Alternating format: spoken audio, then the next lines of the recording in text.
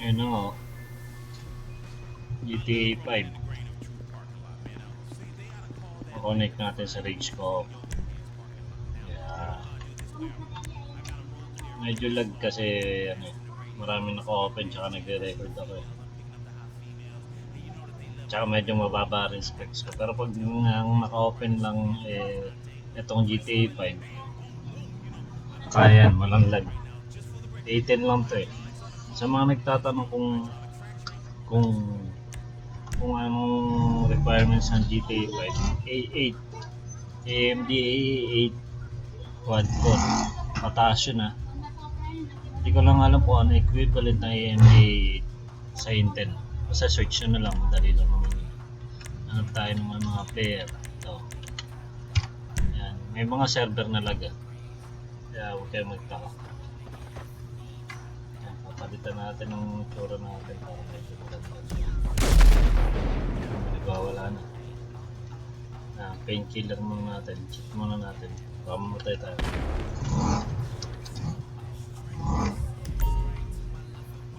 Yan.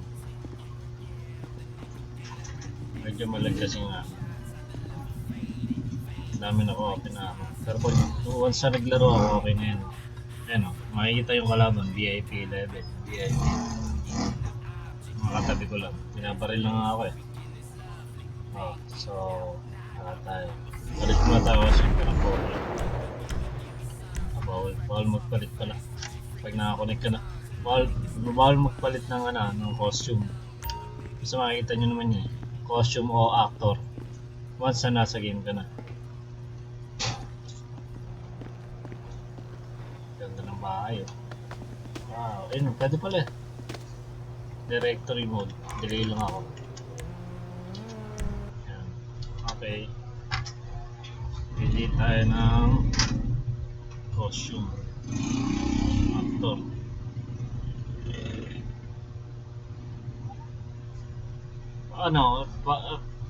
Mamaya, kunyari na hindi pa kayo naglalaro ng GTA 5, open nyo yung file.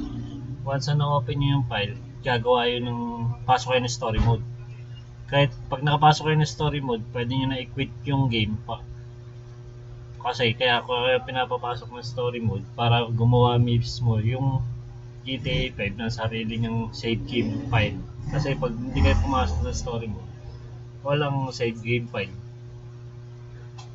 Hindi gagawa siya ng sariling folder. Yun.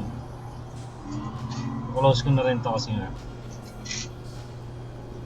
Ang natin magkakabit tayo ng Rage Co-op sa GTA 5 para makapaglaro na kayo ng GTA 5 gamit ng Rage Co-op.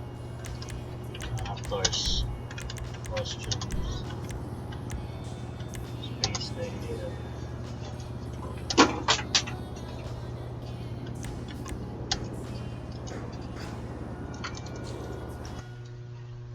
Ito po. Ngayon na pagkaka-record. Okay na yun.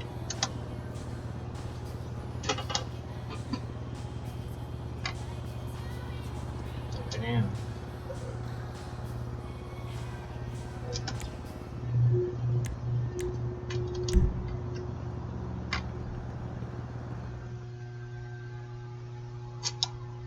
So, ayun na. Tuturuan ko muna kayo kung ano na ita-download. Hello guys, hindi ko nga alam paano magsalita dito, bawal. Ayun, mga nagsasalita na sila. Naka-close ko na to para medyo hindi malag yung gagawin natin. Step by step kung paano ilagay yung Rage ko. Pati yung mga requirements para gumana yung Rage ko. Ayan. Ang unang lalagay natin is hanapin nyo yung site ng Rage Co-op.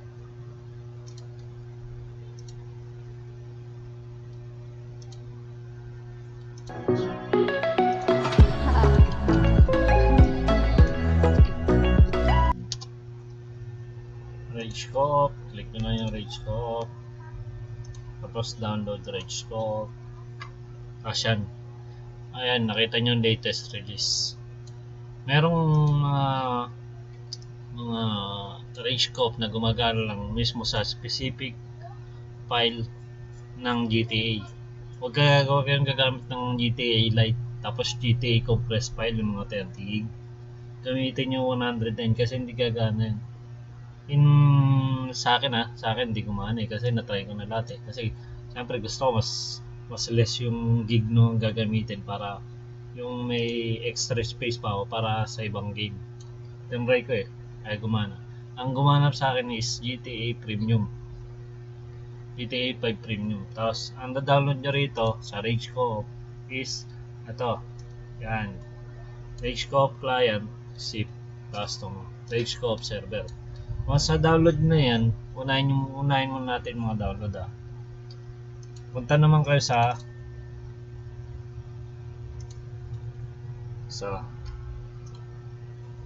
ah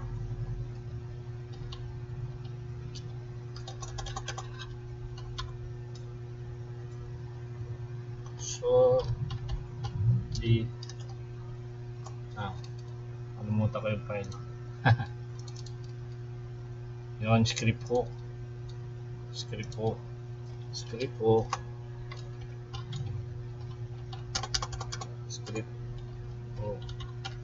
B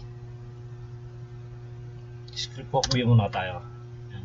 Click nyo lang yan, right click nyo para open another file. Pag hindi nag-appear yun, refresh nyo lang, close nyo yan, refresh nyo kasi medyo delay yung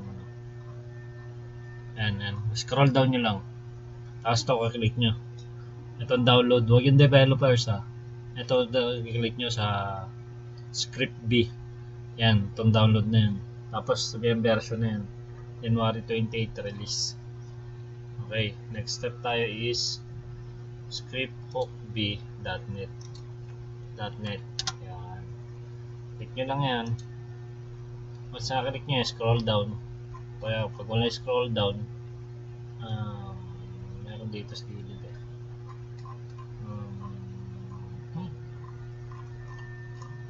doon tayo sa isang site para mas maganda.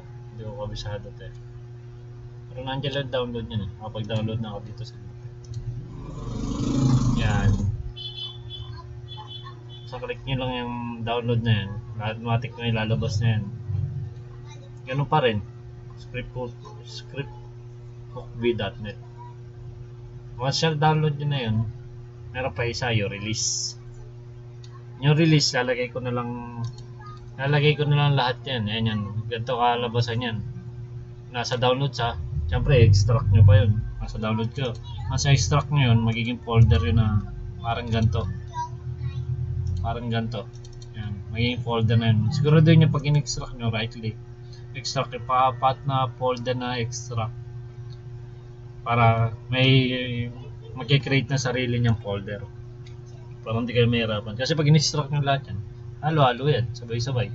Kailangan may sariling folder. Alam niyo na yan, malalaki na kayo. Pero unahin natin yung save game. Kung saan hahanapin. Dalawang pwedeng paglagyan yan Meron sa documents.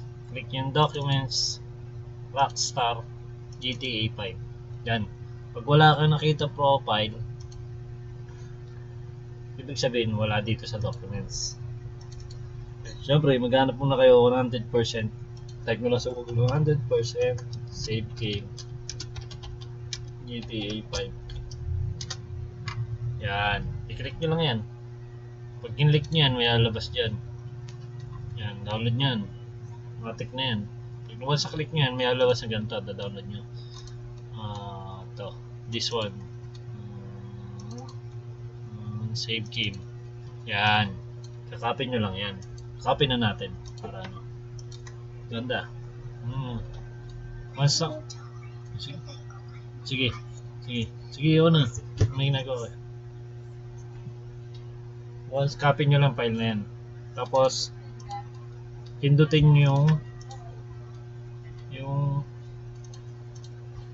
Windows plus R tapos yan type nyo yan nakalagay na yan Windows plus R pindutin nyo Windows plus R para lumabas tong run.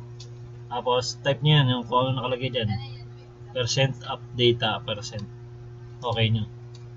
Once na okay nyo, yung gold word na yan, social club emo saves, click nyo yan. Tapos GTA 5, i-click nyo. Yung file na yan, dyan nyo ilalagay yung ano, yan. Ilalagay na. Para lahat ng achievements na lock nyo na, tapos pera, gigera-gera na lang kayo, naglalaro na lang kayo. Yan, close na natin yan. Alam nyo na kung saan hanapin yung save game. Para pag next na open nyo, tapos na yung mga 100% na natapos na lahat ng question do sa ano. Para laro na lang kayo. O yan. Next step is open nyo yung file kung saan nakalagay yung GTA 5. Bali, open nyo rin yung dinownload natin. Ito, proper open natin yan. Nyari, sa download yan. Open. Ilagay nyo lang sa gilid para hindi kayo dito. Tapos open yung file ng GTA 5. Open natin. Yan. Once na open yan next step naman tayo.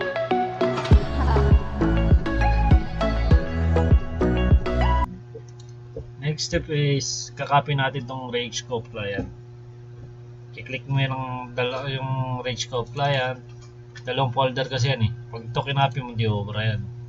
Hindi babasahin ng GTA 5 na file yan pag in-open mo. Open mo yung Rage Scope client. Tapos highlights mo yan, drag mo. O kaya drag mo na lang. O kaya copy mo, mas maganda copy. Tapos paste mo dyan. Matik dyan, may lalabas na Rage Scope dyan. Tapos, kiklik mo lang yung Rage Scope na yan, ganyan. Tapos, run mo lang to, run administrator. Once na run mo yan, okay mo yan. Run mo, okay, yan, run ko More info, run mo lang yan. More info, run anyway. At tatanungin ka nyan, may papadownload sa yung class na ita-download si RTF, tapos may papahanap sa yung file, which is yung file mo sa GTA 5. Sa akin kasi sa drive, sa drive di ko na nilagay sa akin. Tapos click mo lang yung GTA 5 multiplayer. Tapos may lalabas niya na dalawa. Piliin mo yung GTA 5. Dito play GTA 5, wag yung green. Okay mo yan. Sa akin kasi hindi ko na kailangan gawin kasi nagawa ko. Close mo lang yan. Once na na-close mo yan, na okay mo na yan.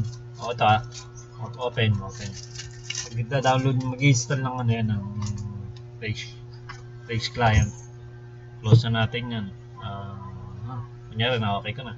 Tapos zero tier, wala problema yung VPN yun yung zero tier na may lalabas. Saan nyo lang, dire-diretso nyo lang. Wala yung sa folder ko. Next step is Rage Scope server. Ang Rage Scope server, automatic yan, right click nyo, send nyo na sa desktop para hindi na kayo nag-ano. Ayan, step by step ko na. Tapos tong release, gagawa kayo ng folder dyan. Siguraduhin yung folder nyo, right click nyo, gagawa kayo folder, new folder, tapos sa pangalanan nyo. Yung folder nyo nakapangalan na script ito. Yan, nakapangalan na ganyan, small letter. Hindi babasahin yan pag may capital. Kailangan malit na letter. Paste nyo lang to, copy, tapos paste. Yan, lalagyan nyo lang dyan. Yan. Tapos, next is to script B hook. Script hook B pala. Lagi ako nagkakamali ito.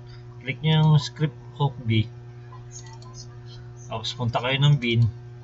Tapos, sa highlights ko yung dapat nyo i-copy, yung input 8.dll. Tapos, yung native trainer ASI, script hook DLL, synput 4.dll.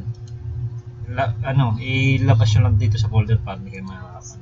Pwede nyo i-drag, pwede nyo i-copy. Pero para hindi mawala yung file, kung ako sa inyo, i-highlight nyo ngayon, copy nyo, tapos paste nyo. Matik yan, nandyan na yan sa folder na yan. Hindi ko na kailangan open, alam nyo na yan, malalaki na kayo. Sobra na sa step by step yan. Next is script hook v.net. Ang procedure ganun pa rin, kakopy mo lang yung file, which is itong naka-highlights na to. Right click nyo, copy nyo yung script hook.ac, script hook v.net, script hook.net DLL, script hook.net 2, script hook.net 3 DLL, scripthook.net 3. Kakopy nyo yan. Copy, tapos paste pa rin. Once sa paste nyo yan, doon tayo sa okay na. Gagana na yan. Pag in-open nyo yan, kailangan naka-open tong rage co-op, hindi nyo close yung rage co-op. Pwede na kayong wag nyo close to pag in-open nyo yung GTA 5. Wag nyo close kasi hindi gagana ng rage co-op. Kailangan naka-open yan. Minimize nyo lang yan, tapos open yung GTA 5. Pwede na kayo maglaro. Tapos itong open natin yung GTA 5 para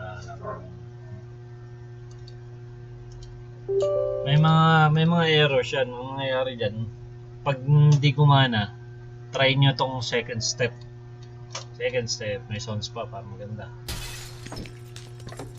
Try nyo yung second step.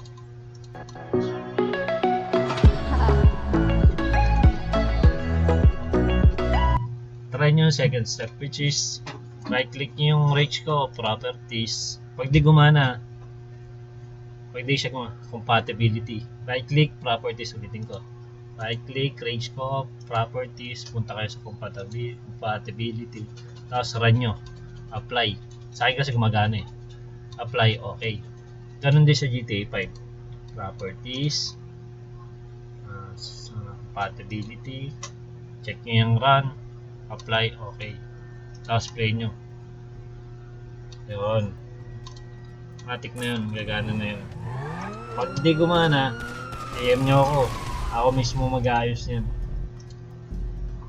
Lalagay ko na lahat ng kailangan. I-click nyo na lang yung site, pati yung cheats, lahat ng cheats lalagay ko na, nakalagay na. Lalagay ko na lahat ng kailangan nyo, click nyo lang. Ang hindi ko lang malalagay doon yung GTA 5 Premium kasi dinidelete nila yun.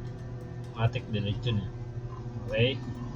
Pero suma total yun na yun. Kasi ang daming nagre-request ang daming nagre-request na paano turo. Mahirap siya, magulo ng konti lang.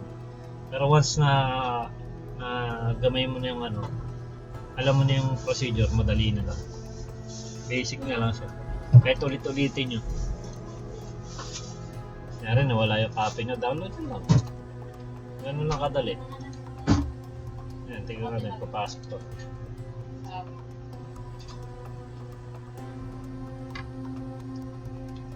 Pwede kayong gumawa ng sarili ng server kung gusto nyo. Kunyari kayo doon sa shop. Kayo lang magkakalaban. Naka-mods naman yung gumagana yung mga cheat. Hindi naman kayo magkakapatayan. Depende na lang sa usapan nyo.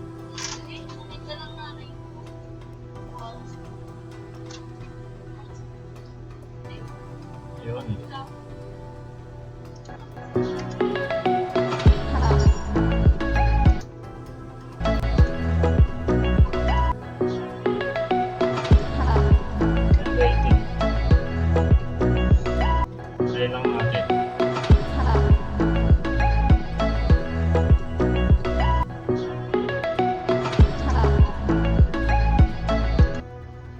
Mas maganda specs ng PC nyo, itaasan nyo yung syempre kaya nyo nga binili yung PC nyo para malaro nyo yung magandang graphics na game. Sa akin kasi mababa lang, nasira na yung aking video card 750 Ti, okay na rin yun. Medyo matagal na yung pandemic pa, tagal na stock, hindi nagamit.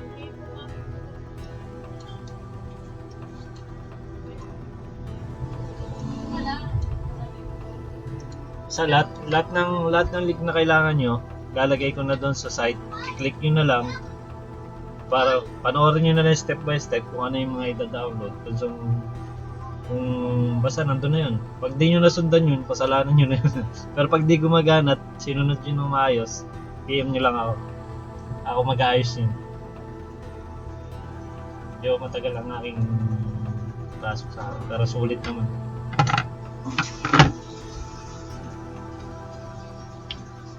Iba kasi nag-ano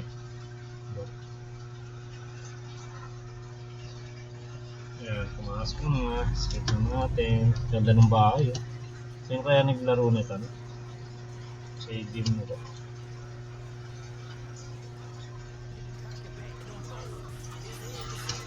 Yan o, lumabas siya rage ko. Kahit yung tamad kayo mag-rage ko, pwede naman kayo munang maglaro muna. Pag medyo boring na kayo, gusto nyo manggulp F9. As for your server, hindi pa ako nakagawa ng server dito Ayan, hindi ko pa naiintindihan yung aralin ko pa server, hanap ko yung server. Online yun Spider-Verse. Isulit ang bayan. Hanap tayo na madami. Dito. Pwede kayo lumipat dito ng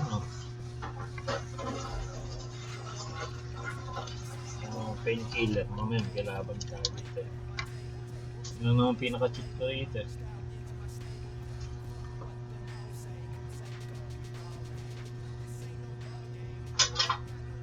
Escape. Yan. Kaganda naman Isipin nyo kung napakataas ang graphics ng niya. Yung mga yan na yan, ganda niya, parang reality ang dating. Isipin nyo parang masarap sa totoong buhay ito Hindi parang masarap talaga. Siyempre, ito pa rin yung makikita nyo mga player din. Hindi ko alam ba yan pumasok na PC4 kaya hindi ko ka PC yan. Hindi ko kasama yun. Hindi ko alam paano mag-type Malaming ko